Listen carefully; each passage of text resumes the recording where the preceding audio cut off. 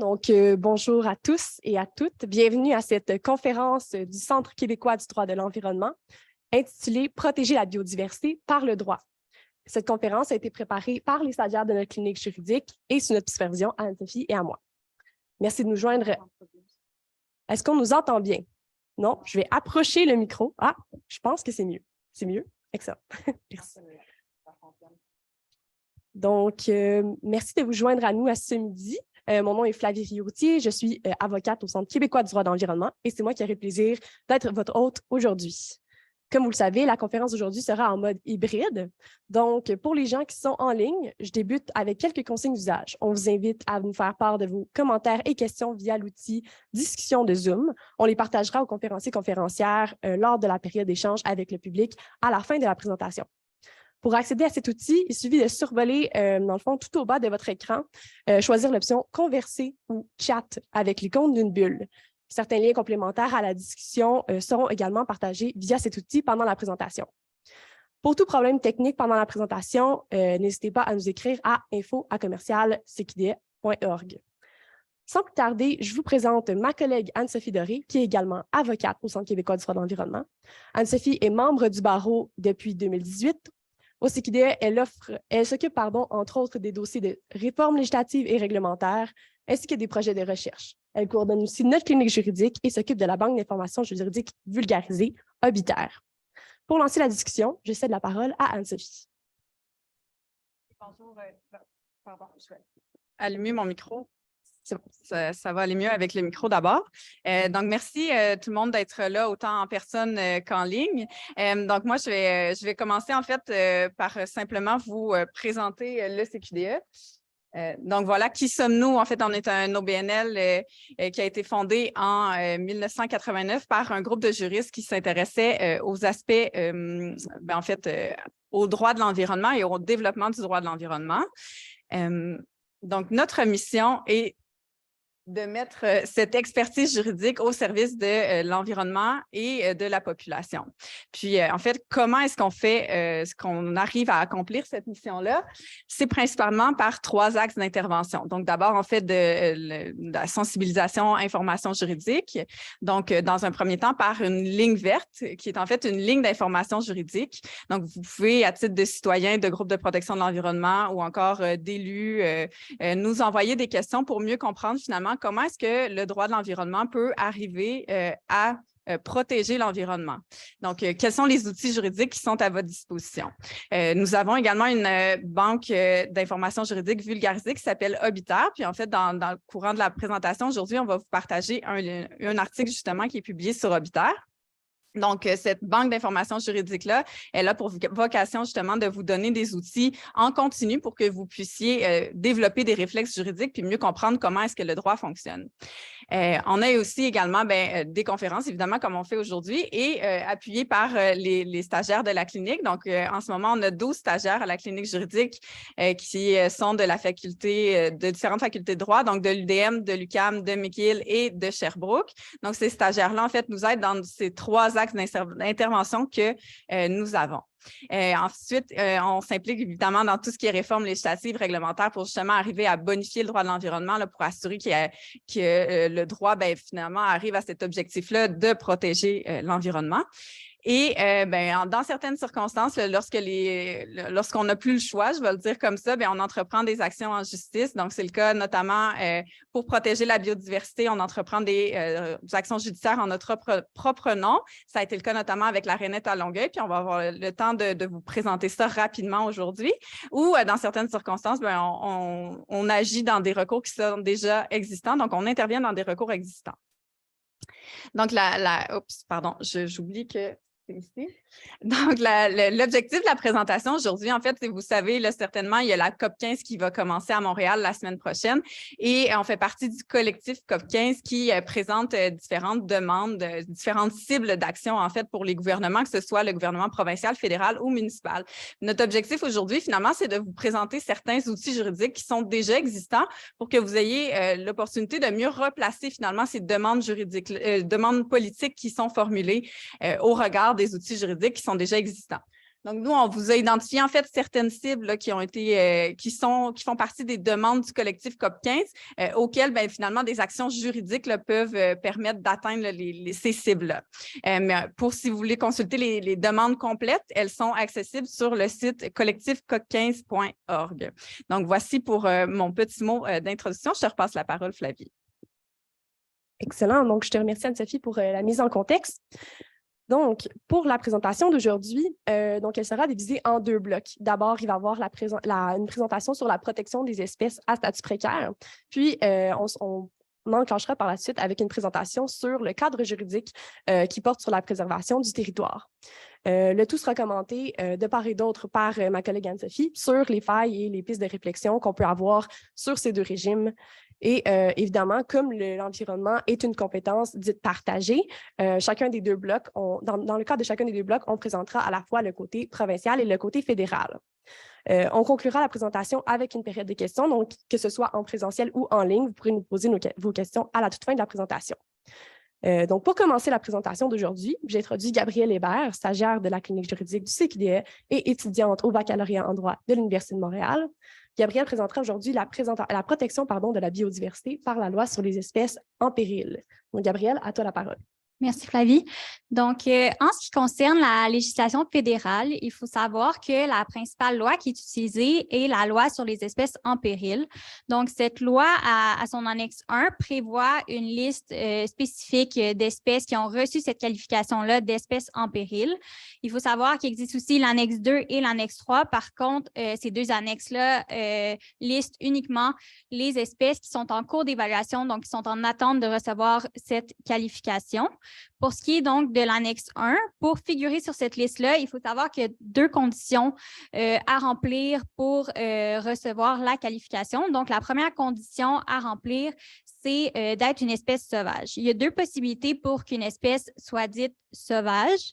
La première, c'est d'être originaire du Canada. Puis, la deuxième, c'est d'avoir été importée il y a au moins 50 ans au Canada. Et de n'avoir nécessité aucune intervention humaine pour se propager dans la nature. Donc, l'espèce le fait par elle-même naturellement.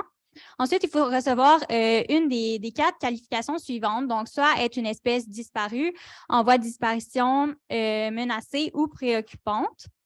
Donc, en ce qui concerne l'espèce disparue, c'est une espèce qu'on ne retrouve plus dans son état sauvage au Canada. On peut la retrouver dans son état sauvage ailleurs.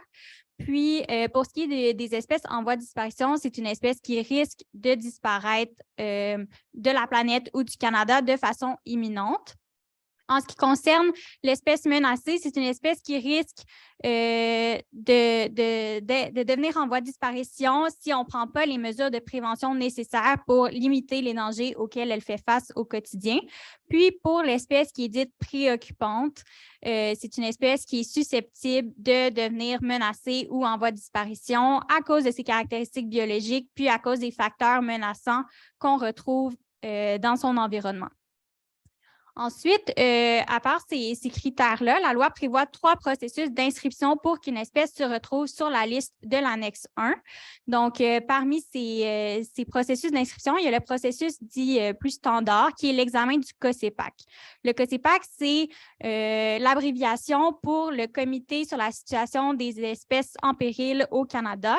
Puis, il est formé d'experts qui sont nommés par le ministre de l'Environnement. Donc, le COSEPAC est tenu de faire un examen au moins une fois par décennie pour une espèce qui a reçu la qualification d'espèce en péril. À la suite de cet examen-là, donc, elle fait un rapport en y joignant ses observations, les justifications qui viennent avec ces observations-là, puis elle remet le rapport au ministre qui devra par la suite, dans les 90 jours de la réception de ce rapport, formuler ses recommandations et ses propositions qu'il remettra au Conseil des ministres. Puis la décision par rapport à la situation de l'espèce reviendra au Conseil des ministres. Ce processus-là est sensiblement le même pour les 2 autres manières de procéder à l'inscription. Donc, toute personne peut faire une demande d'évaluation de la situation d'une espèce. Puis, encore une fois, ce sera au COSEPAC de faire l'évaluation de la situation de l'espèce, de remettre ses observations, ses justifications au ministre de l'Environnement, puis le ministre formulera ses recommandations qu'il remettra au Conseil des ministres pour qu'il puisse prendre la décision. Donc, le troisième processus d'inscription, c'est par une demande d'évaluation d'urgence. Encore une fois, toute personne peut faire une demande d'évaluation, si elle considère qu'il y a des menaces imminentes à la survie de l'espèce. Donc, outre les critères qu'on a vus pour se retrouver sur la liste des espèces en péril, puis le processus d'inscription, la loi prévoit aussi plusieurs mécanismes de protection.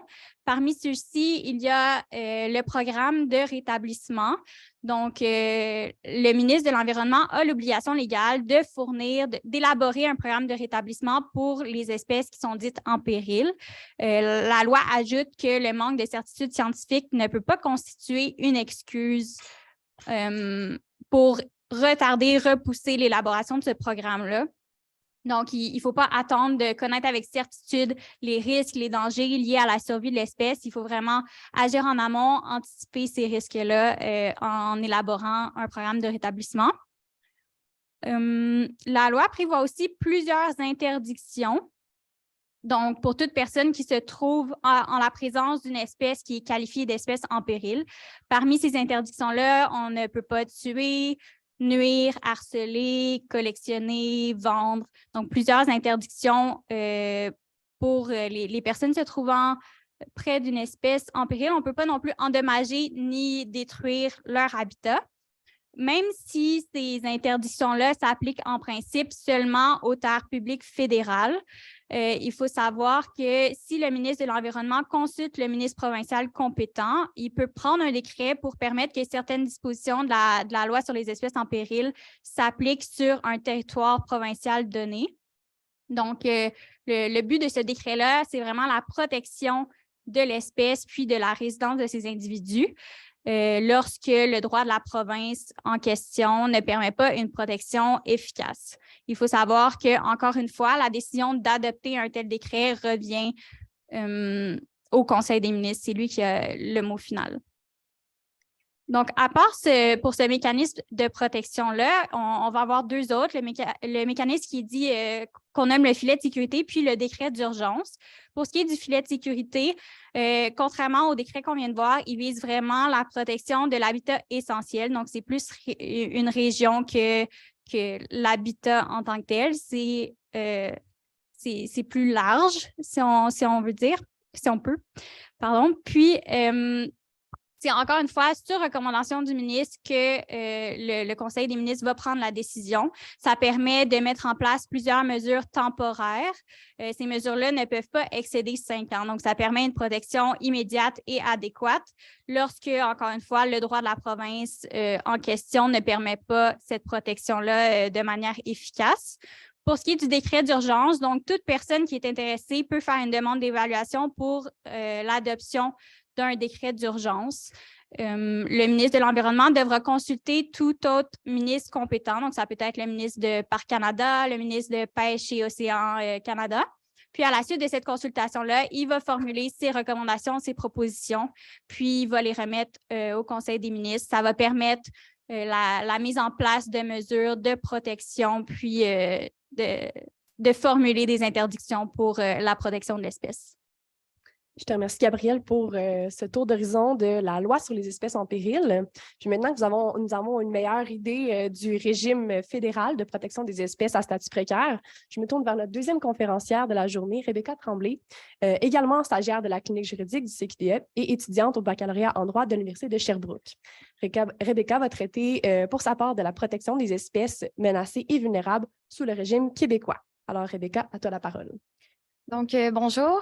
Au provincial, c'est la loi sur les espèces menacées et vulnérables qui accorde une protection aux espèces fauniques et floristiques qui le requièrent. Donc, afin qu'une espèce tombe sous le couvert de cette loi, il va falloir d'abord qu'elle se situe sur une terre publique provinciale et il va falloir qu'elle se voie accorder le statut d'espèce menacée ou vulnérable. Donc, une espèce menacée en est une dont la disparition est appréhendée, alors qu'une espèce va plutôt être qualifiée de vulnérable lorsque sa survie est précaire, mais qu'on ne craint pas pour sa disparition. Donc, avec une espèce profite de l'un ou l'autre de ses statuts juridiques, elle va devoir figurer sur une liste. Donc, au provincial, contrairement au fédéral, il y a 2 listes qui existent. Donc, une pour les espèces fauniques menacées et vulnérables et une pour les espèces floristiques. Donc, pour qu'une espèce se retrouve sur l'une ou l'autre de ces listes, un processus de quelques étapes va devoir être suivi. Donc, la première étape va être la détermination par le ministre de l'Environnement d'une liste d'espèces susceptibles d'être désignées comme menacées ou vulnérables. Par la suite, il va y avoir des experts de l'espèce qui vont se centrer sur sa situation, l'évaluer de manière à émettre un rapport. Ce rapport va par la suite être évalué par un comité aviseur qui va pouvoir émettre une recommandation au ministre de l'Environnement quant au statut dont devrait jouir la dite espèce. Par la suite, le gouvernement va tenir certaines consultations et pourra émettre une recommandation à son tour pour que l'espèce soit protégée. On tombe ensuite à la seconde étape qui va être l'adoption par le gouvernement d'un règlement. Donc, c'est par ce règlement que l'espèce va pouvoir jouir d'un statut légal officiel et jouir d'une protection. Donc, à l'heure actuelle, on a 2 règlements qui sont en vigueur. Donc, le règlement sur les espèces fauniques menacées ou vulnérables et leur habitat et le règlement sur les espèces floristiques menacées ou vulnérables et leur habitat.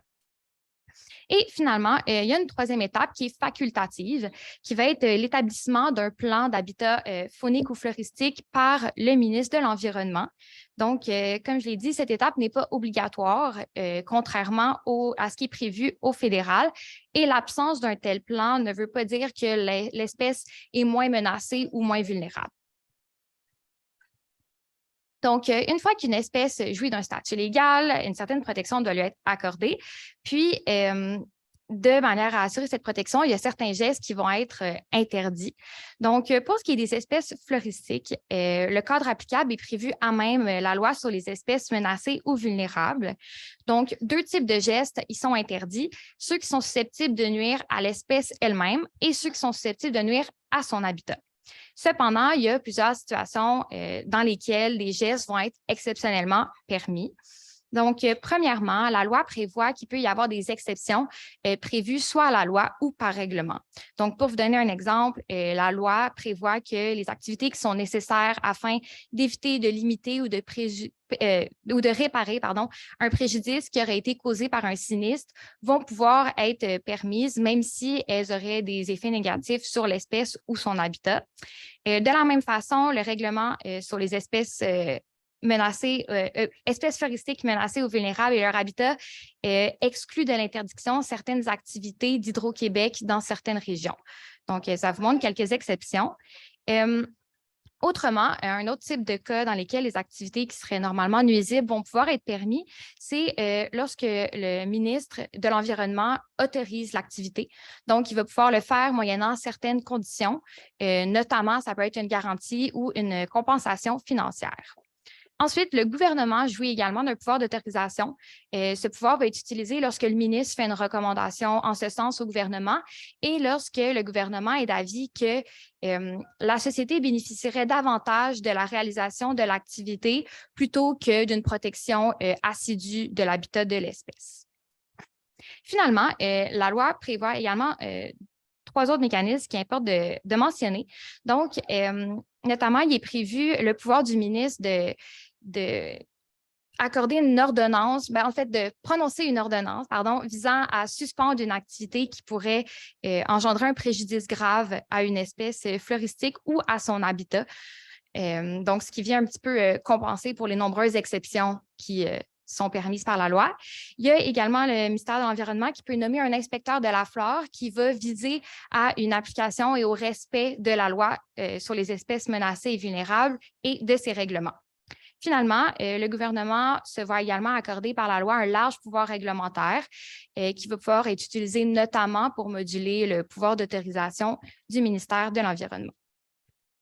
Donc, ensuite, pour ce qui est des espèces fauniques, celles-ci sont encadrées par la loi sur la conservation et la mise en valeur de la faune. Donc, il est important de noter que cette loi couvre l'ensemble des espèces fauniques et non seulement celles qui sont menacées ou vulnérables. Donc, il y a un chapitre qui prévoit l'ensemble des activités qui sont nuisibles aux espèces fauniques, qui prévoit de nombreuses prohibitions, mais aussi de multiples exceptions. Puis, concernant les activités de chasse, de piégeage et de pêche, il est prévu que celles-ci sont autorisées en autant que celui qui la réalise soit titulaire d'un permis. Il y a également un chapitre de la loi qui est consacré aux habitats des espèces fauniques, donc qui ont été désignés par plan du ministre. Le cadre qui est prévu par rapport à ces habitats ressemble vraiment à ce qui est prévu à la loi sur les espèces menacées ou vulnérables qui est applicable aux espèces floristiques. Donc, ainsi, on retrouve d'abord une liste d'activités nuisibles qui vont être prohibées. On va également retrouver une multitude d'exceptions qui sont applicables. Les exceptions qui sont prévues sont sensiblement les mêmes qu'on retrouve sur la loi sur les espèces menacées ou vulnérables. Par la suite, le ministre de l'Environnement se voit accorder encore son pouvoir d'autorisation et son pouvoir d'ordonnance, comme il l'avait en vertu de l'autre loi. Et finalement, le gouvernement jouit également de son pouvoir d'autorisation d'activités qui seraient par ailleurs nuisibles et de réglementation.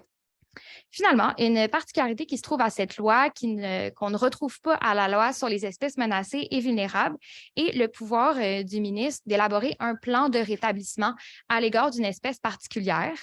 Donc, ce plan, comme le plan d'habitat faunique, est facultatif. Il va être préparé et mis en œuvre par une équipe de rétablissement. Puis, il va viser à sauvegarder une espèce particulière sur une période de 10 ans. Donc, ça conclut la revue du régime québécois qui entoure les espèces floristiques et fauniques. Je te remercie, Rebecca. Donc, dans le fond, ce qu'il faut comprendre là, de tout ce qu'on vient d'entendre sur les espèces à statut précaire, c'est donc à la fois pour le régime fédéral et provincial en matière de protection des espèces à statut. Donc, pour qu'ils puissent bénéficier d'une protection, mais il faut qu'elles soient à la fois, pour ce qui est des espèces floristiques ou fauniques, elles doivent être inscrites à une liste. Donc, c'est la même chose au niveau fédéral qu'au niveau provincial. Donc, en ce qui concerne le niveau fédéral, il faut que ce soit inscrit à une annexe à la loi sur les espèces en péril. Et en ce qui concerne le provincial, il faut que ce soit inscrit au règlement. Donc, dans les deux cas, la protection des espèces est généralement limitée, par contre, aux terres publiques, donc les terres publiques fédérales et les terres publiques provinciales. Donc, il demeure que ces régimes ne sont pas sans faille et je laisse Anne-Sophie, vous en glisser quelques mots sur ces failles et quelques pistes de réflexion. Oui, en fait, justement, quand on voit l'ensemble de la réglementation, les lois qui s'appliquent, on peut se poser la question, finalement, comment ça se fait? Est-ce qu'on se trouve avec ces enjeux de protection de la biodiversité qui sont assez criants, là, somme toute, au Québec et au Canada? Bien, en fait, il y a un de ces enjeux principaux là, qui est le fait que, justement, le règlement sur les habitats fauniques au niveau du régime provincial ne s'applique pas en terre privée. Donc, qu'est-ce que ça veut dire? Ça veut dire que finalement, quand il y a une espèce faunique, et je le précise, là, c'est vraiment quand on parle de la faune ici, qui se retrouve, là, par exemple, sur le terre d'une municipalité, sur un terrain d'un particulier, mais on ne pourra pas protéger automatiquement l'habitat de la faune dans ces cas-là. Ce qui pose quand même un problème important parce que même si au Québec, on a une large portion du territoire qui fait partie du domaine de l'État, on peut penser justement à tout ce qui est le nord du Québec qui va faire partie des terres du domaine de l'État, mais il y a quand même une pression qui est importante parce que tout le sud du Québec, c'est à cet endroit-là finalement qu'il y a le plus de pression sur des espèces qui peuvent être menacées ou vulnérables. Donc, justement, ça nous a amené le CQDE, puis là, c'est le deuxième exemple que vous voyez dans les cas de la jurisprudence, ça nous a amené à faire plusieurs interventions devant les tribunaux pour assurer la protection de la rainette faugrillon. Dans un premier temps, c'était le dossier... Là, j'ai un blanc, pardon. C'est en 2015, là, mais ça a commencé un peu avant. Je pense que le jugement est arrivé à ce moment-là.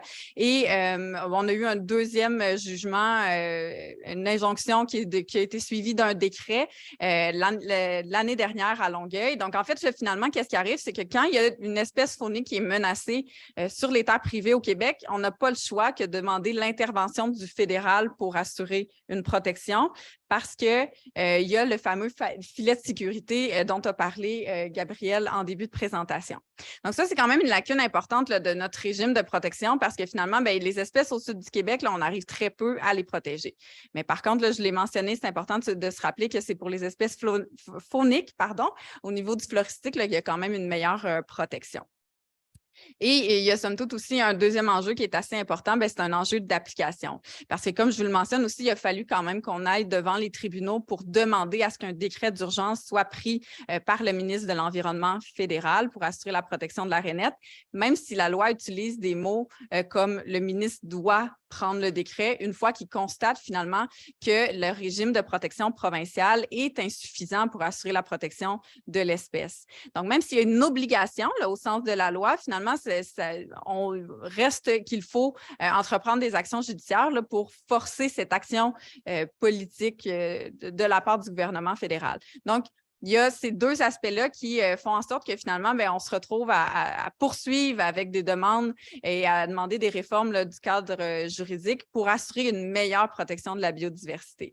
Et d'ailleurs, c'est ce qui m'amène à vous présenter justement, nous, il y a un des éléments au Centre québécois du droit de l'environnement qu'on présente depuis quelques années déjà, c'est de demander une réforme du règlement sur les habitats fauniques au niveau provincial. Donc, pour faire en sorte justement que ce règlement-là s'applique sur l'ensemble du territoire du Québec, y compris l'État privé. Puis je vous invite à suivre les réseaux sociaux du CQDE parce que dans les prochains jours, on va vous proposer une action éclair justement dans le cadre de la COP 15 pour demander cette réforme-là au ministre de l'Environnement.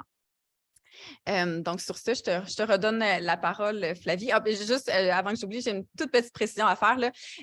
Comme nos présentations sont scindées entre provincial et fédéral, toujours garder en tête là, de votre côté, quand on parle de la loi fédérale, on va toujours se référer au gouvernement ou au Conseil des ministres fédéral. Et du même côté, quand on parle d'une loi provinciale, on va toujours parler du gouvernement ou au Conseil des ministres qui est provincial. Fait que juste garder en tête que l'autorité décisionnelle, ça va toujours être finalement le palier de gouvernement qui a adopté la loi. Donc voilà, sur cette petite précision, je te repasse la parole, Flavie. Absolument. Donc, merci Anne-Sophie. Donc, on vient de passer au travers du premier bloc qui portait sur la protection des espèces à statut précaire. Et sautons sans plus tarder dans le deuxième bloc de la présentation. Donc, il s'agit de la préservation du territoire. Comme pour le premier bloc, on va donc commencer par le régime fédéral. Pour ce faire, j'accueille Spencer Williams, stagiaire de la clinique juridique du CQDE toujours et étudiant au baccalauréat en droit de l'Université McGill. Spencer vous parlera donc de la protection du territoire par les lois canadiennes. À toi la parole. OK, merci Flavie. Bonjour.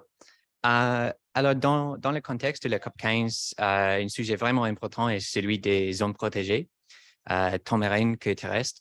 Et il existe plusieurs types d'aires protégées fédérales ici au Canada, chacune avec les lois respectives. Et il existe aussi plusieurs façons d'établir des zones protégées.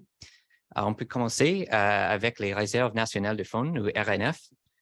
Aujourd'hui, il y a 55 RNF au Canada qui protègent plus de 2 millions d'hectares d'habitat, avec plus de 3/4 protégeant l'habitat marin. La capacité de créer des RNF découle de la loi sur les espèces sauvages du Canada et en autorisant le ministre à acquérir des terres pour établir, pour gérer et pour protéger des réserves de faune et de permettre des activités de recherche, de conservation et d'interprétation, particulièrement celles qui sont en péril. Alors, chaque zone protégée fonctionne selon une plaine de gestion conforme au règlement sur les réserves d'espèces sauvages. Et ça restreint diverses activités humaines à l'intérieur d'une RNF à moins d'obtenir un permis. Par exemple, il est interdit de chasser, de pêcher, d'exercer une activité industrielle, entre autres, et les permis peuvent également être révoqués ou suspendus. Avant de délivrer un permis, le ministre doit évaluer les effets que l'activité proposée est susceptible d'avoir sur les espèces sauvages ou leur habitat dans la réserve. Chaque RNF a son propre objectif pour conservation, mais tout partage le but de protéger et conserver les habitats fauniques vitaux et, au besoin, les améliorer en vue de l'utilisation par les espèces sauvages. On a aussi les zones de protection marine, ou ZPM, Et actuellement, il existe 14 EPM au Canada. Les zones de protection marine sont établies sous la loi sur les océans. Et il existe pour protéger la faune et la flore marine, des espèces en péril aussi, et des habitats uniques. Les aires marines de conservation sont divisées en zones par les activités permises, dont au moins une protège intégralement le caractère distinctif ou les éléments sensibles des écosystèmes. Et ces zones peuvent être élargies, mais jamais réduites. Ces EPM représentent environ 6% des zones marines et côtières canadiennes et constituent donc un outil vraiment important pour la protection de la biodiversité. La loi concernant les aires marines nationales de conservation du Canada stipule aussi de la même façon que le Canada contribue aux efforts internationaux visant à créer un réseau mondial d'écosystèmes marins protégés et représentatifs pour soutenir la biodiversité en suivant le principe de la prudence. Pour notre part, le Canada a une stratégie nationale de gestion des océans qui s'articule autour de 3 principes. Et ça, c'est le développement durable, la prévention et la gestion intégrée. La loi sur les océans introduit également l'intégrité écologique comme objectif de gestion. Et ça veut dire que la structure, la composition et la fonction des écosystèmes ne sont pas perturbés par l'activité humaine, que les processus écologiques naturels sont intacts et autonomes, que les écosystèmes évoluent naturellement et que la capacité d'autorégénération des écosystèmes et la biodiversité sont maintenues.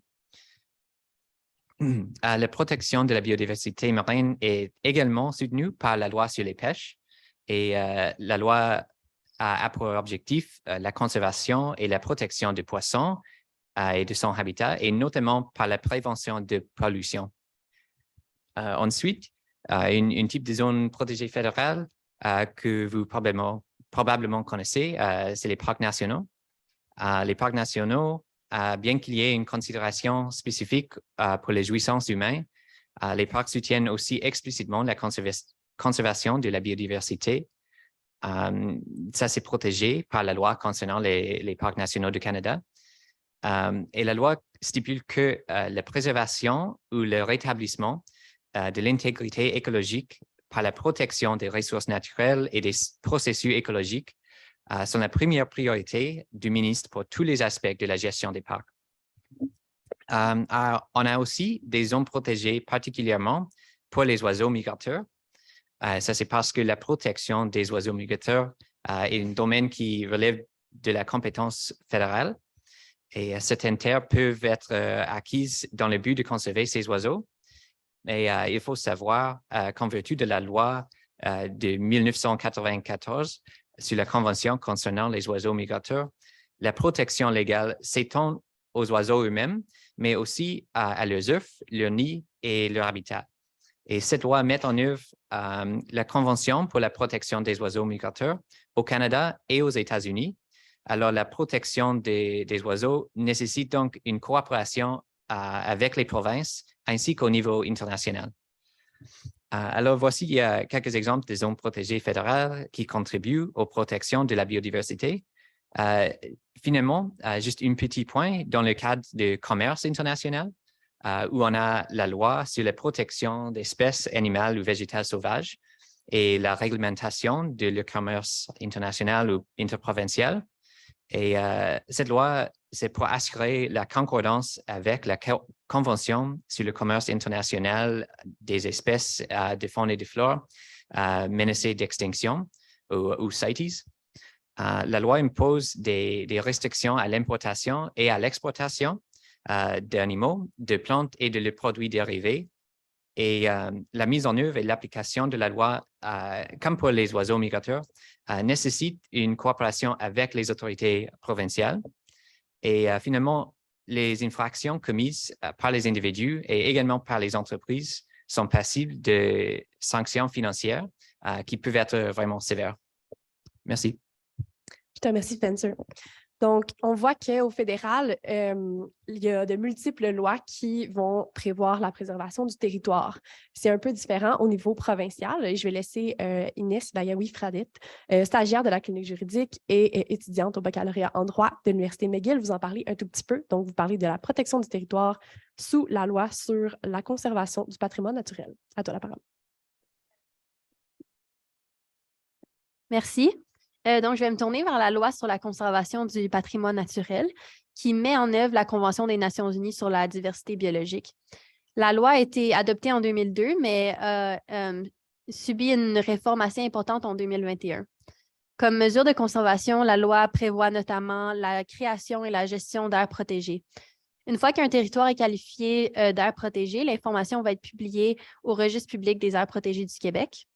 Et il est important de noter que les aires protégées ne peuvent être créées que sur les terres du domaine de l'État. Donc, incluant les nouveautés de la réforme de 2021, la loi prévoit 5 différentes mesures de conservation. D'abord, il y a les milieux naturels désignés par le ministre. Ensuite, les territoires de conservation nordiques. Puis, tout dans la même section de la loi, il y a les aires protégées d'utilisation durable, les réserves de biodiversité, les réserves écologiques et les réserves marines. Ensuite, il y a les réserves naturelles, aussi appelées la conservation privée, et enfin les paysages humanisés. À cela s'ajoutent aussi les aires protégées d'initiatives autochtones qui peuvent prendre différentes formes. Donc d'abord, le ministre peut désigner un milieu naturel situé sur les terres du domaine de l'État ou sur un terrain privé. La désignation cherche à assurer le maintien de la biodiversité et des fonctions écologiques qui lui sont associées. Pour ce faire, il doit consulter plusieurs acteurs, dont les ministres, les autorités municipales, les communautés autochtones, les organismes du bassin versant, les tables de concertation régionales et les conseils régionaux de l'environnement concernés, ou, le cas échéant, le propriétaire du terrain. Ensuite, la loi sur la conservation du patrimoine naturel encadre la conservation privée ou les réserves naturelles. Les terres privées peuvent être désignées comme réserves naturelles selon l'article 56 de la loi. La désignation est d'une durée minimale de 25 ans et doit être demandée directement du propriétaire au ministre de l'Environnement. Si le ministre décide d'autoriser la demande, il va conclure une entente entre le ministre et le propriétaire de la réserve, qui va inclure les objectifs et les mesures de conservation, en incluant les restrictions d'usage de la propriété. L'entente va ensuite être publiée au registre foncier et devient dès lors opposable aux tiers et lie les acquéreurs subséquents. Enfin, je vais me tourner vers les paysages humanisés. Il s'agit de terres habitées et modifiées par des humains qu'il est nécessaire de protéger. La désignation reconnaît les besoins uniques d'une terre habitée. Le plan de conservation découle donc directement de la reconnaissance du caractère humanisé du territoire. Les activités humaines vont toujours être permises, en autant qu'elles soient compatibles avec la conservation.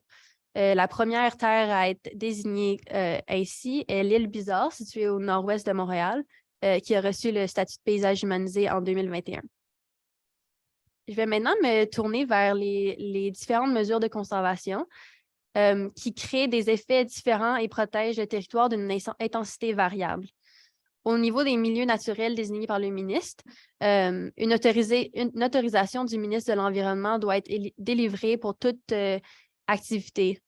Et c'est inscrit aux articles 21 à 24 de la loi sur la conservation du patrimoine naturel. Ensuite, pour les aires protégées d'utilisation durable, le gouvernement peut édicter un règlement pour prévoir les activités qui pourront être autorisées dans celles-ci. Pour les réserves de biodiversité et les réserves marines, il est interdit de faire des activités d'exploitation ou d'exploration des hydrocarbures et des ressources minérales, ou encore de construire un oléoduc ou un gazoduc. Ajoutons à cela que plusieurs activités forestières sont interdites dans les réserves de biodiversité. Puis, dans les réserves écologiques, toutes les activités sont interdites. Je vais maintenant me tourner vers les sanctions prévues en cas de contravention de la loi. Les sanctions sont prévues à la fois dans la loi sur la conservation du patrimoine naturel et dans la loi sur certaines mesures permettant d'appliquer les lois en matière d'environnement et de sécurité des barrages. Les deux lois prévoient notamment des sanctions administratives et pénales et des sanctions pénales si la loi n'est pas respectée. C'est notamment le cas si des activités sont exercées dans un territoire protégé alors qu'elles sont interdites. La loi sur la conservation du patrimoine naturel prévoit aussi une ordonnance en cas d'urgence. Donc, si le ministre est mis au courant qu'un territoire est en danger ou un milieu naturel est en danger, il peut déclarer l'ordonnance pour une durée de 30 jours. Cette ordonnance lui confère une grande discrétion pour remédier au danger. Lorsqu'une infraction à la loi est soupçonnée, le ministre peut demander à un fonctionnaire de réaliser une enquête. Si le ministre est d'avis qu'un risque raisonnable existe sur le territoire désigné, il peut ordonner, encore une fois, presque toute mesure pour diminuer ou éliminer les effets de la menace. Donc, encore une fois, une très grande discrétion. Les peines varient de 1 000 à 6 millions de dollars selon la gravité de l'infraction, la terre en question ou s'il s'agit d'une personne morale ou physique. Il est possible de soumettre un appel en cas d'infraction ou de contester le contenu d'une autorisation ministérielle, mais le tribunal administratif du Québec a confirmé qu'il n'y a pas de possibilité de recours en appel pour une désignation du ministre d'une réserve naturelle. Donc, la décision du ministre est finale. Enfin, je vais souligner que la protection de la biodiversité doit se faire dans le respect des droits ancestraux autochtones. La loi sur les droits de chasse et de pêche dans les territoires de la baie James et du Nouveau-Québec prévoit sur la loi sur la conservation et la mise en valeur de la faune en cas d'incompatibilité. De plus, plusieurs lois ont leurs propres dispositions pour les communautés autochtones, dont notamment l'article 4.2 de la loi sur la conservation du patrimoine naturel qui est affiché à l'écran. J'aimerais souligner par ailleurs la décision Québec contre Savard, où la Cour d'appel du Québec a cimenté le droit de chasse des peuples autochtones sur les territoires protégés et les réserves naturelles. Donc, les interdictions de chasser portent directement atteinte aux droits constitutionnels des peuples autochtones. Je te remercie, Inès. Donc, comme vous avez pu le constater, la protection du territoire relève de plusieurs lois et règlements, à la fois au fédéral et au provincial. Malgré tout, comme vous pouvez vous en douter, il reste encore du chemin à faire. Et Anne-Sophie, je te laisse la parole sur ces mesures de réforme et pistes de réflexion. Oui, en fait, je vais commencer par un petit topo pour faire un petit récapitulatif finalement de cette présentation-là. En fait, pour vous mentionner, ça semble un peu mêlant, en fait, comment ça se fait que le fédéral et le provincial interviennent pour protéger des territoires différents. En fait, la clé, je vous dirais, là, pour comprendre qui doit intervenir à quel moment, c'est toujours de se rappeler que quand on est en environnement, comme c'est une compétence qui est partagée, pour déterminer quel palier de gouvernement doit intervenir, il faut se rattacher à une compétence qu'un de ces deux paliers de gouvernement-là détient par la Constitution. Donc, je vous donne un exemple. En fait, Spencer vous parlait justement de toutes les mesures qui existent pour assurer la protection des oiseaux migrateurs. Il vous parlait de ce qui était en milieu marin, des océans. Ça, c'est justement parce que quand on parle de tous les traités internationaux, notamment là, ce qui relève de la protection des oiseaux migrateurs, de ce qui traverse les frontières des provinces, des milieux marins, de la navigation, on est en compétence fédérale dans ce cas-ci.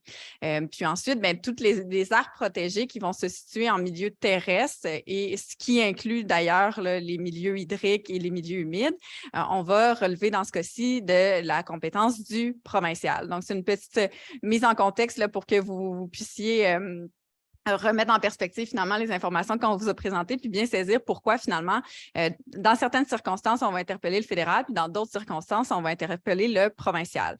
Et ce qui m'amène aussi à vous mentionner que dans certaines circonstances aussi, il va falloir demander aux deux d'agir. C'est par exemple le cas pour le parc marin Saguenay-Saint-Laurent, où il y a eu finalement une entente entre le gouvernement provincial et le gouvernement fédéral pour assurer une protection là, de cet espace-là, et qu'il y a une loi miroir qui a été adoptée à la fois par la Chambre des communes et par l'Assemblée nationale du Québec pour mettre en œuvre là, ces protections-là. Donc, c'est au niveau, disons, de la protection du Saint-Laurent, il y a des enjeux de partage des compétences là, qui peuvent s'ajouter. Mais sinon, là, de manière générale, en marin, là, on devrait quand même s'adresser en premier lieu au fédéral. Bien que, c'est ça, il y a des petits enjeux des fois d'intervention provinciale qui peuvent intervenir là, dans certains secteurs. Donc, si je poursuis la présentation justement avec des pistes de réflexion davantage que des enjeux là, au niveau de la protection du territoire, mais c'est un petit peu comment aller plus loin finalement, parce qu'on a des cibles qui sont ambitieuses. Là, on parle beaucoup là, dans le cadre de la COP 15 du 30-30, là, finalement, donc de 30 de protection du territoire en 2030. Puis pourquoi je vous dis que c'est une cible qui est ambitieuse? En fait, justement, parce qu'en vous mentionnant des enjeux là, dans la protection notamment de la biodiversité, puis de se dire, bien, on est très restreint en terre privée de ce qu'on peut faire. Bien, le sud du Québec, là, il faut qu'on assure une protection qui est également équivalente là, au nord du Québec. Parce que finalement, cet objectif-là de 30-30, c'est aussi de se dire, bien, il faut qu'il y ait l'ensemble des écosystèmes, donc une variété d'écosystèmes qui soient protégés et pas seulement, bien, finalement, bien, on va avoir beaucoup de toundra qui sera protégé par, dans nos objectifs, mais finalement, peut-être moins